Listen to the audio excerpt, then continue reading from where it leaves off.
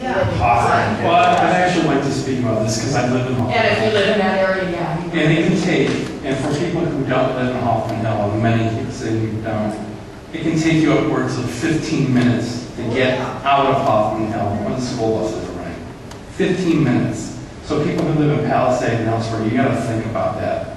Because to get from, let's say, Scherzer or some of these other streets that lead out of there, you are in a conga line behind a school bus. So when I look at some of these things, and and we talk about impact and bringing truck traffic in peak, some of the peak hours that we're discussing for Amazon kind of coincide with school bus traffic as well.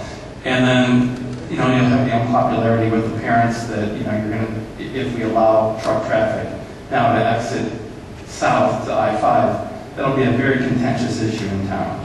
So, I'm one of the 16,910 people who have to make that trip every day.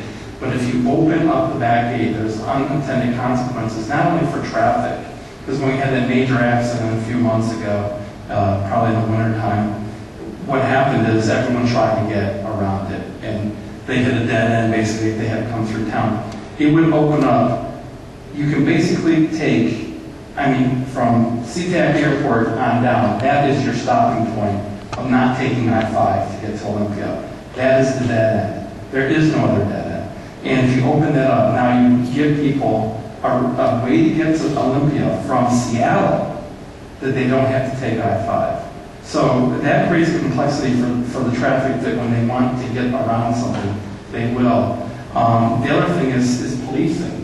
One of the consequences of having it kind of cordoned off is that it's not as attractive for the criminal element to go into an area when there's only one way in and out of town.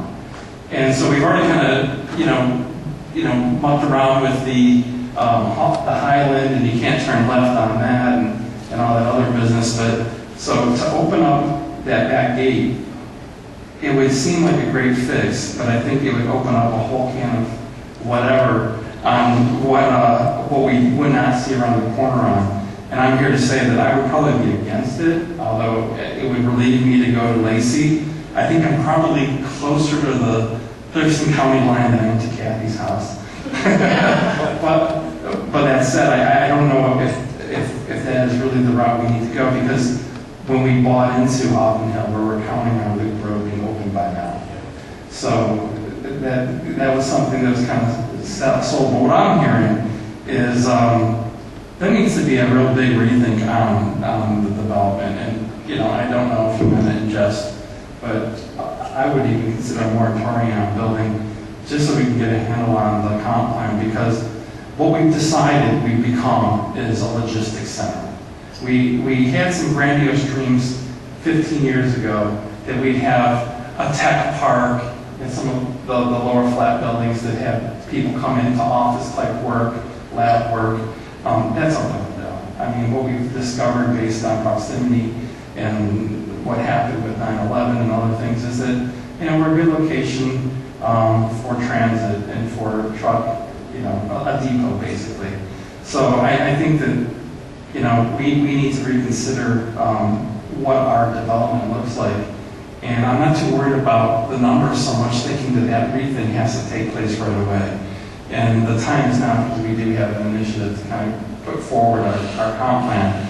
But what we're really looking at here is increasing a lot of truck traffic going to and from I-5 on Center Drive. And I know that the county's come in and kind of suggested that on occasion, that they basically told us it's a linchpin to development.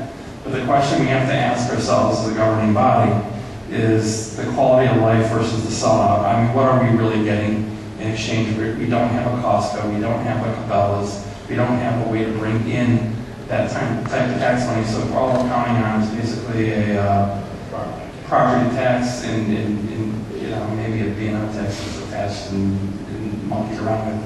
I'm not sure that even developing a lot of this land makes a lot of sense without a vision. And opening it up, I don't think it's a non-starter at this point. I don't think you'd have public support, especially for what you're not seeing on the map. This is a very old map you brought. You're talking about 2/3 of the population of DuPont that has to take Two-thirds. Two-thirds of the voters, two-thirds of the tax base. And they're not going to like it. If they're going to have to start competing with the trucks, and they're already at 16.9, and they're saying, oh, well, the next one, the pipeline's 27, you know, it impacts them the most. So I would be very cautious on those discussions going forward and what we're approving as a community for business to come in here. Because if we've decided, and I think just by accident, we've decided that with FedEx and Amazon and Northwest coming in, we are basically just inviting in heavy traffic to our roads.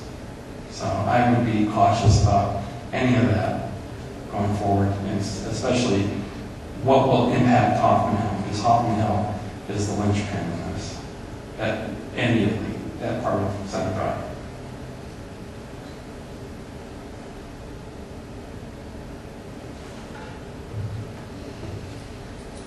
Okay. Anything else to present us? Well, I don't know.